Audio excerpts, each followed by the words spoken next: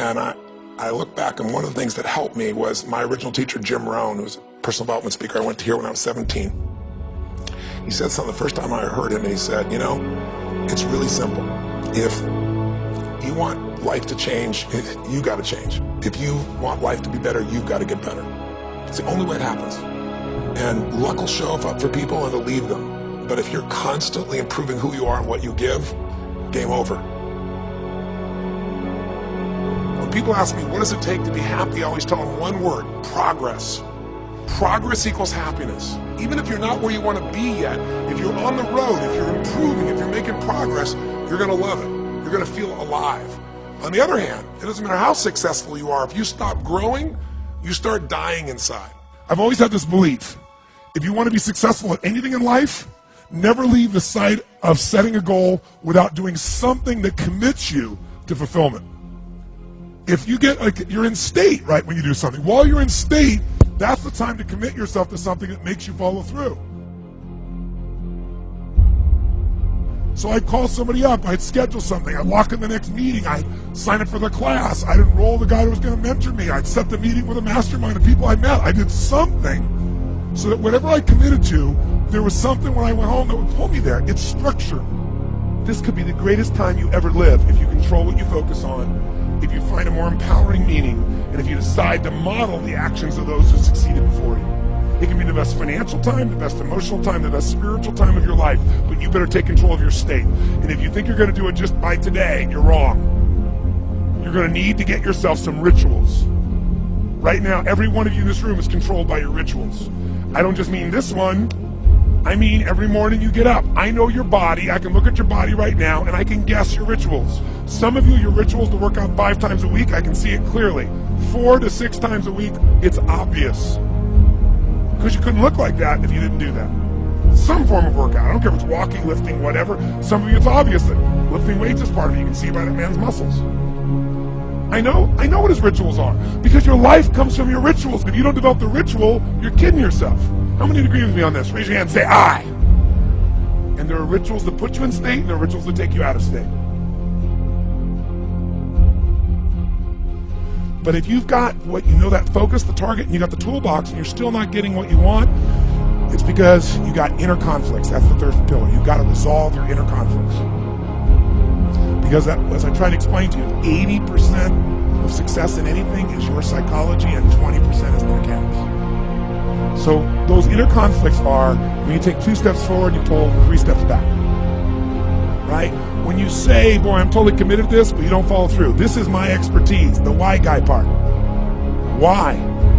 Why do you keep saying you want this? You have crystal clarity, you have the tools, and you're still not getting it?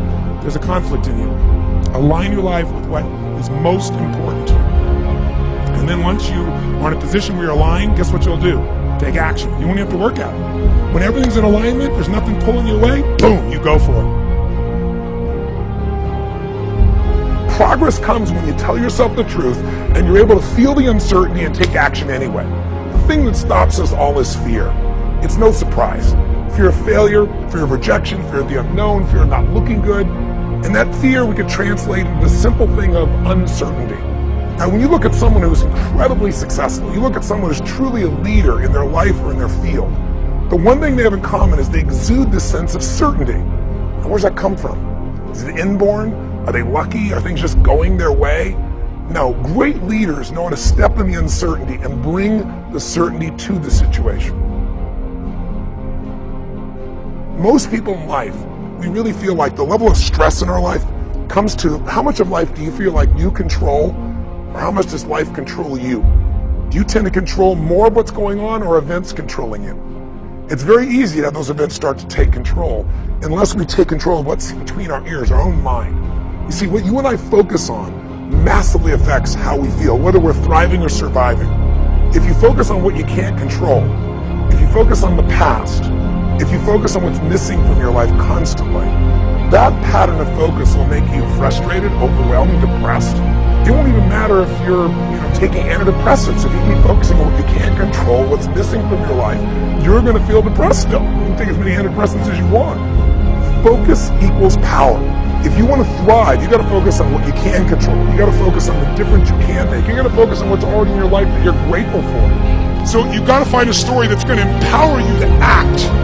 A story that's going to get you to find the breakthrough. Because otherwise, with a lousy story, you'll never find the strategy, or you'll come up with a reason why it's too expensive, you can't get there, you can't access it, or you'll even get the strategy and then half-assed apply it just so you can reward your story that says it doesn't work because I tried it. Resourcefulness is the ultimate resource. And if you don't have what you want, stop telling yourself the story because you don't have the money, you don't have the time. That's bullshit. It's because you haven't committed yourself where you would burn your boats. If you want to take the fucking island, burn your fucking boats. And you will take the island because people, when they're going to either die or succeed, tend to succeed. But most of us give ourselves a way out, and that's why we don't have what we want. I was thinking about where this journey began for me, my desire to serve. Every day before I get on stage, I do this thing to whip myself into a peak state, and then my last words are, use me, Lord. That's my prayer. And every day my goal is to be a blessing in people's lives. Just do more, give more, share more, create more. What you need will be there. It's like air. You don't stop to think about when you take a breath whether it'll be there or not. It's always going to be there. Yeah. You just got to do your part.